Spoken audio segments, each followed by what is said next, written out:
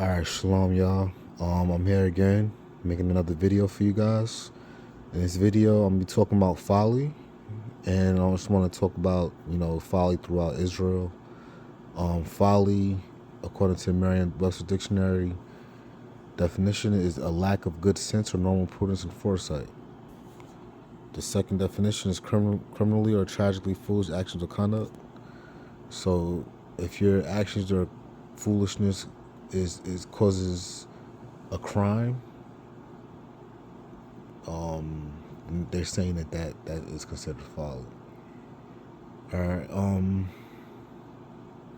I'm making this video because in these times of loneliness and in these times of desolation, you might engage in a lot of folly, and I say that because in the ideal world, me myself, I'm right now, I'm going back to school, and that's what I found myself doing. I'm trying to, I look at my life, and I feel like I wasted many of my years, especially in high school, and I'm just now, right now, I'm trying to make up for what I was engaging in high school, which one was considered folly, you know.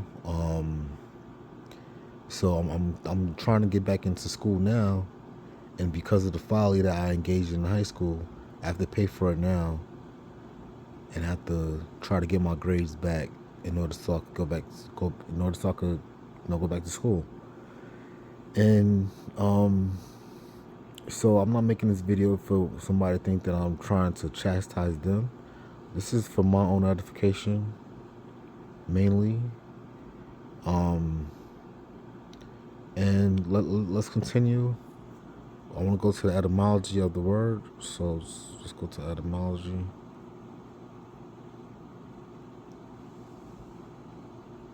Our Middle English, folly, from Anglo-French, from fol or fool.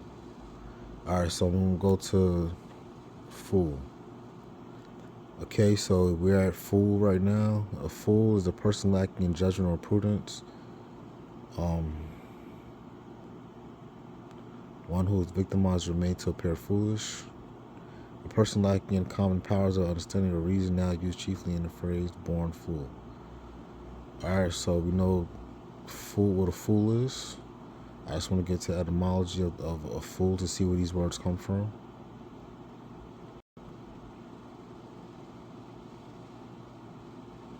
Alright, the etymology is Middle English, from Anglo-French fol, from late Latin follis, from Latin bellows or bag, akin to Old High German balla or blister, bag or bag, more at belly. So they're saying that this word is derived from belly or bellows.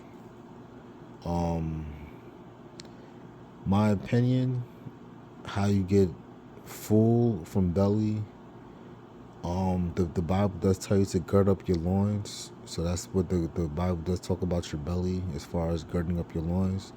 And if you're not girding up your loins, then the Bible considers you a fool. If you're walking around, just willy-nilly with your posture not in a formidable fashion, then you're looked upon as a fool. All right, so let's go to some Bible verses about folly.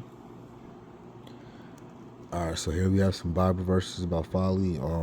Proverbs 18:13. He that answereth the matter before he heareth it, it is folly and shame unto him. I want to go to Ecclesiastes 10:1.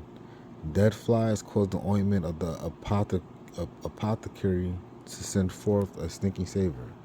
So doth a little folly to him that is in reputation for wisdom and honor. So this shows you how folly can damage the reputation of one who is looked upon as wise and one who has honor. So if you consider yourself to have wisdom, or if you consider yourself to have honor amongst people, you can see how folly can cause you to look like a fool. That's why it's important that we understand that the Bible says, not to be overly righteous. Okay, so you're not supposed to be too righteous to where you think that you don't have any folly within yourself going on. Everyone has folly within themselves. It's just that if you have too much folly, that's going into wickedness. The goal is not to have any folly at all. In that, all your actions has a just means and a just cause to them. In my opinion, folly has no just means for their actions. So the ultimate goal is to have meaning and cause for all of your actions. In these times we're living in, you're going to engage in a lot of folly because we're in captivity. We're in desolation.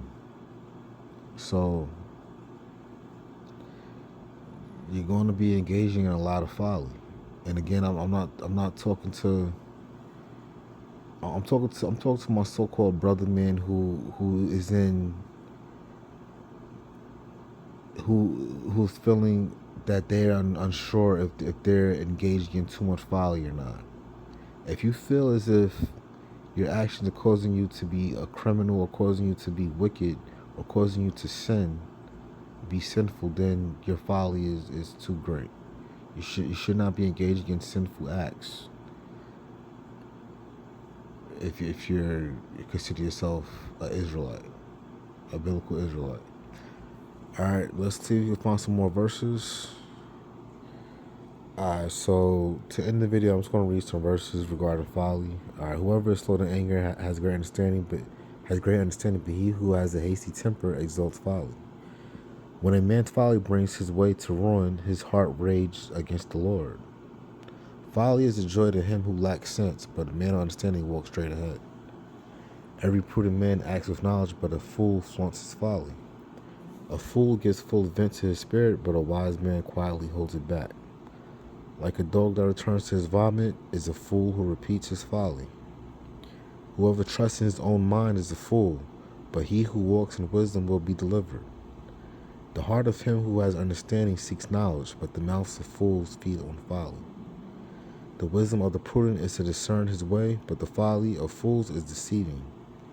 Let a man meet a she-bear robbed of her cubs rather than a fool in his folly. One who is wise is cautious and turns away from evil, but a fool is reckless and careless. The fool says in his heart, there is no God. They are corrupt. They do abominable deeds. There is none who does good. If any of you lacks wisdom, let him ask God, who gives generously to all without reproach, and it will be given him. Answer not a fool according to his folly, lest you be like him yourself. The woman's folly is loud, she is seductive, and knows nothing. She sits at the door of her house, she takes a seat on the highest places of the town, calling to those who pass by, who are going straight on their way. Whoever is simple, let him turn in here. And to him who lacks sense, she says, stolen water is sweet, and bread eaten in secret is pleasant. Answer a fool according to his folly, lest he be wise in his own eyes.